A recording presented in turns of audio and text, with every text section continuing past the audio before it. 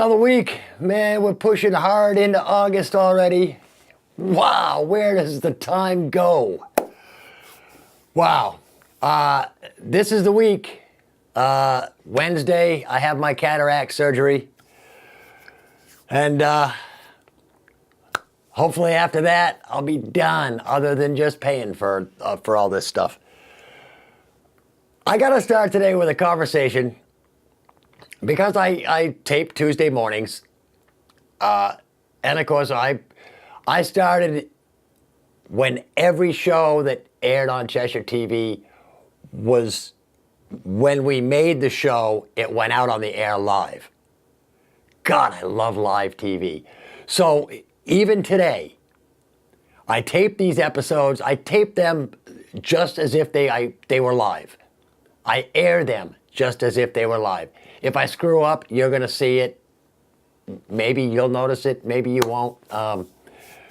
But when I watch them back, I see where I screwed up. So let's start today with, because it's Tuesday morning, and my eye surgery is tomorrow, on Wednesday.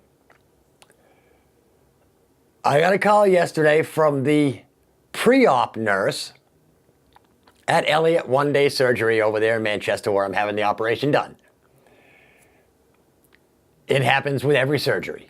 You get a call from the pre-op nurse. You get multiple calls before your surgery, the week before your surgery. Everybody asks you the same question. I'm wondering, do these people ever talk to each other? They ask me the same questions that I answered the doctor 2 days about, or 2 days. And, I've talked to a bunch of people. They all ask the same stuff, What are they going to do to you? If you had this, if you had that, if you had this, the medical history, all that stuff. And then, she tells me how to prepare for my surgery, and that they're going to do with the cataract, the doctor's changed. I guess they're going to give me Valium. Which, boy, I haven't done that, I think, since I was in the Navy. So they're going to give me Valium and then numbing drops in the eye, I guess, or whatever. But because they're not doing an IV anesthesia, I don't have to fast the night before. I can still eat a small breakfast the day of the surgery. So, she told me that, and I've got to take some eye drops. I started last night. I had to start taking some special eye drops 2 days before the surgery. So I took, I told her, okay, I've got my eye drops. I'm going to start taking my eye drops. And she said, do you have any questions? And of course, during the questioning, they asked, do you have any dental devices? Do you have, do you wear glasses? And yes, I wear glasses. And I've got dental devices. So she said, do you have any questions? And I said, well, yeah. I said, when I was in for my retina surgery last month, I said, you gave me a cup for my dentures and you gave me a little case for my glasses. I said, do you want me to bring those with me? And she says, well, if you don't, we'll just give you new ones. But she thanked me for thinking about that. And here's why I thought about that. They're made of plastic. And with all this hubbub over plastics these days,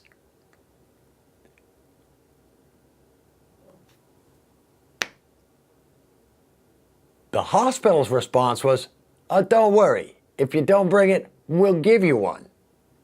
Well, I'm pretty sure they'll sell you one. They're like $300 or something. I don't know. I haven't seen an itemized bill yet for the retina surgery, so all I know is I still owe a buttload of money, and I'm going to have to work my butt off to get that money squeezed out. So anyway, I think that's about all that's been going on personally. I've just been taking it easy again. As I've said the last, month, it's kind of a drag because my vision's not great. I can't get out and take pictures. And I can't it's tougher to drive than when I have, my vision being A1 okay, No, I know. The other thing I was going to do, I was going to start with a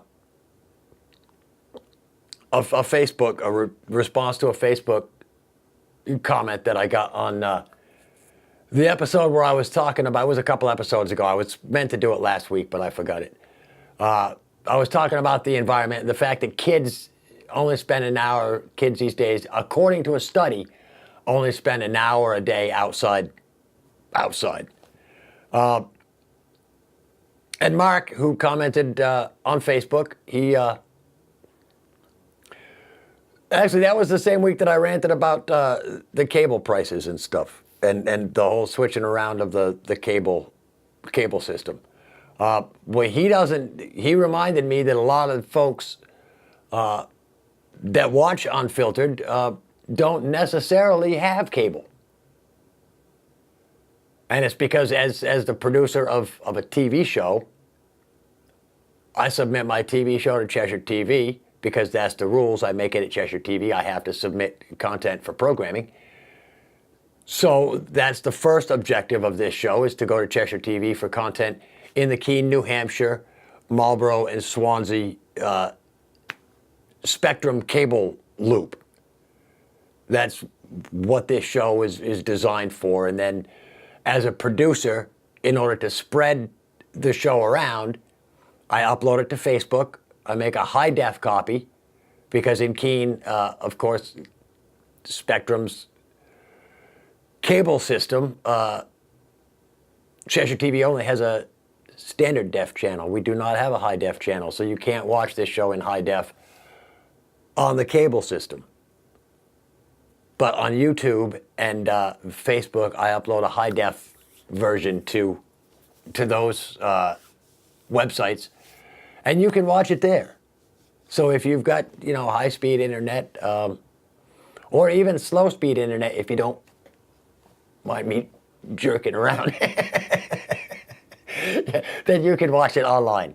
I don't know. So Mark reminded us of that, that he watches it online, but he agrees with me that it shouldn't cost an arm and a leg to watch local programming. There you go. The masses have spoken, or at least Mark has. He also had some comments about the environment. He thinks that more kids than that spend more time than that outside. And then again, I don't. He's still fairly active and into nature. I see posts that he's out hiking and stuff all the time. When he's not drinking craft beers, he goes out and exercises and hikes and walks and things like that. So, I'm not out on the trails. I don't see the people on the trails. I just see what happens in the neighborhood, and it seems that, the areas of Keene where I used to go as a kid, where in my, late teens and early 20s and late 20s, I've seen kids hanging around. I don't see those kids. I don't see as many out. I can't remember if it was today or recently I heard the term free-range children. It might have been Danny this morning on the radio. But yeah, free-range childhood is the only way to go, man. That's the only way you learn stuff about your environment and your area. You got to get out and experience it. So I told Mark that I was going to mention, the environment, and as a photographer, the environment is important. Clear skies is important. You try and take pictures out in Los Angeles and stuff on certain days, and you've got this haze. As it stands, to me, and maybe it's just my old eyes, but to me, even around Keene, one of the things that draws people to this area in the fall is the foliage. And as a kid, I spent almost every single day at the ledges on the south side of Beach Hill. The ledges there, as you look off the ledges, you can basically see right straight down Marlborough Street, straight down Baker Street, one of those right there, on that side of the hill. And I used to marvel at how bright and crisp the foliage colors were. These days, everything seems muted, and whether it's a haze in the air or what it is, it's bad. Another thing that, photographer, all right, I won't generalize, I do a lot of generalizing, if you haven't figured that out already. For me, as a landscape photographer, as a photographer who likes to shoot nice things, pretty buildings, I hate development. Because it infringes on the natural beauty of an area. When you take a picture, you go to get a really nice picture, and you've got, 18 sets of telephone wires in your damn shot. Granted, a lot of people can, will go into Photoshop and painstakingly take out all those telephone poles and telephone wires and everything else. But it takes a long time to clean up the environment in a picture. It takes an even longer time to clean up the environment in real life. So let's snap over here, because I do have a little bit of ranting to do today. But here it is. Back, I'm going to start with healthcare again. Because before my funny call with the pre-op nurse about the whole plastic and the fact that they don't sweat it, we'll just give you more junk, and don't sweat it. We got, no sense in bringing your own. We'll just give you some. Disposable world we live in, and it's a bad thing. Before that happened, I had called, 2 weeks ago, about the eye drops that I was taking. And when I first heard that I was going to have cataract surgery, they gave me a paper that laid out, the week before surgery. All right, that's fine. It said I had to start taking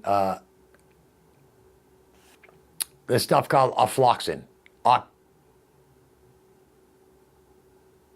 Afloxacin, I think is the name of it, something like that.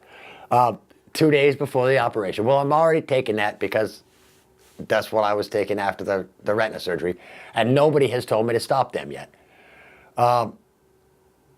And then it said to start 2 days before with something called Ilevro. Well, when I talked to the surgical consultant at the doctor's office over in Manchester, when they were setting up this whole cataract appointment, she gave me a bottle of eye drops, and she said, there'll be eye drops that you start taking. And I read the label, and it was ketero, blah, blah, blah. It was this long-ass word. So when I got the paper, I had called them, and I said, if I've got to start taking this Ilevro stuff, I don't have any. And somebody's going to have to call that in. Well, the doctor's office never called me back. And then last week, I got a phone call from Walgreens. You've got a prescription ready. And I said, oh, it's got to be the Ilevro that they called in for me that I have to start taking. $276. So I went down to Walgreens, and I'm like, all right, here's another chunk of my arm for this operation. And I get home, and it wasn't just that one medication, it wasn't just that one eye drops, it was the other 2 eye drops that I had to take, which I already had some left from the retina surgery. So I've got like 4 bottles of this one that they just made me buy another one of, and I had another full bottle of the second one that they made me spend more money on. And then this Elevero, when I pulled it out of the bag, it was the same thing as the Keterol long-ass name one. So there's $270-something that I didn't actually have to spend. But nobody said, hey, you know, this stuff is the same as the stuff you already got. You know, nobody called me back to answer my questions.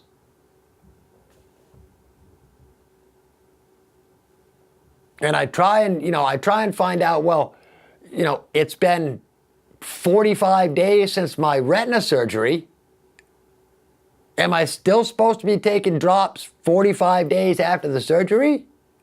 Nobody has said anything.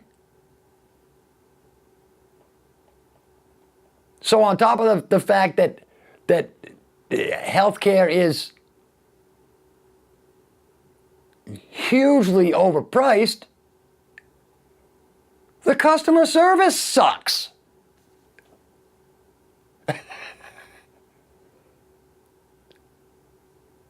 And I don't... Again, if I had $1 billion, doctors would be groveling at my feet. You know? I'd have a doctor calling me every half hour. Hey, you okay? Hey, you okay?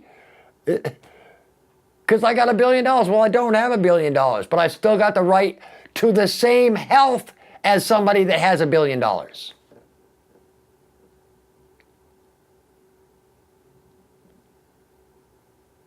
And I'm going to roll into my next little piece right here, because I thought maybe I'd talk a little bit about inclusion, exclusion. Is it important? The truth is, it's not important. It's not important. Girls want to be in Boy Scouts. Is it exclusion to not allow them in Boy Scouts? No, it's not. The name is right there, Boy Scouts. How many little junior pedophiles are they going to let into the Girl Scouts? You know? Some little sick psychopath kid go, hey, I'm going to join the Girl Scouts, and bad news. There are certain things that don't have to be everybody. Yes, it's nice that a girl can do whatever a guy can do. But it's also okay that she doesn't want to.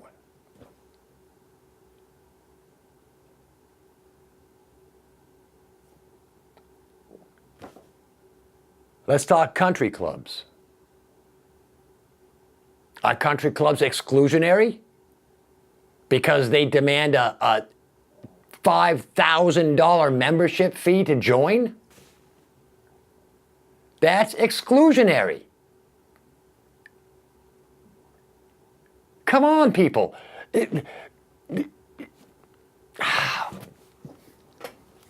Jesus. Colleges are the most exclusionary things around. But yet we pump the hell out of them. Go to college, go to college, go to college. But guess what? Poor people, you're only going to community colleges because these high-priced colleges, for one thing, look at the damn admissions process for colleges. That's not inclusive. When you say, hey, only, you've got to score this high, you've got to do this, you've got to have this many social things in your high school career, that's what you people are fighting against. But you use it every single day. Man, oh man. Check your double standards, people. Because you've got them. Yeah. I mean, Girl Scouts, Boy Scouts, they were different organizations. Another thing that, the whole gender stuff,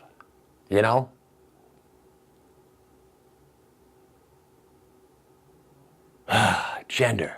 Yes, gender. Why has everything become so politicized? We've politicized gender. We've politicized birth control and having kids. Something that should be between the two people that are involved with having a child, the man and the woman. But it's been so politicized, the government is involved with your conception. Your government is involved with your birth. The government is involved with your education and what you eat and what you do. The government has got its hand right up. You know where their hand is?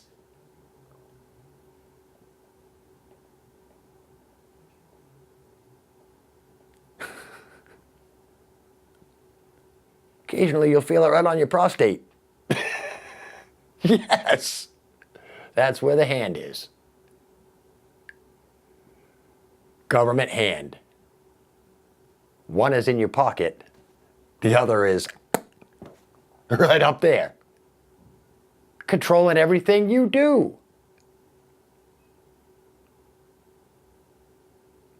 And fake news, because again, news is not news anymore.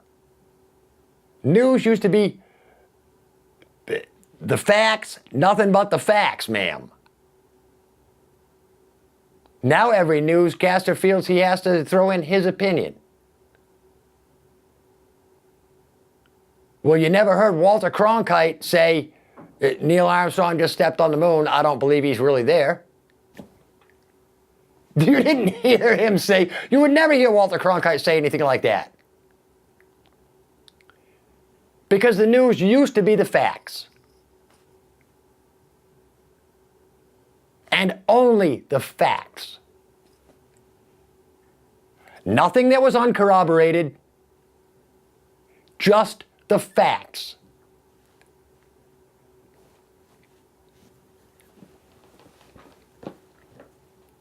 I don't claim to talk about the news here on this show. I mention news, but this show is my opinion.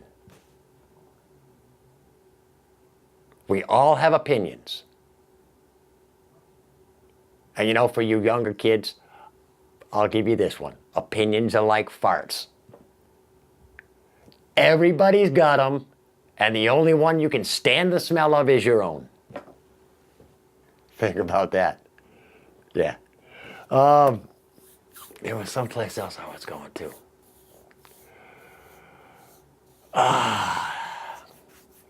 I can't remember right now. I got off into the little poop joke and lost everything.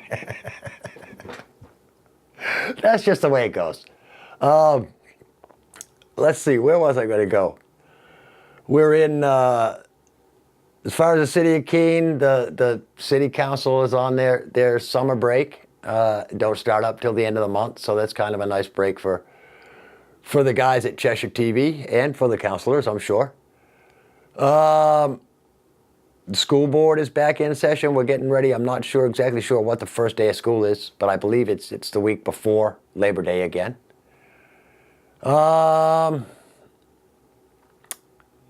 let's see, was there anything else under the exclusion, inclusion thing? I don't think so. It's just, it's stupid, you know? Some groups are exclusionary. They're meant to be that way.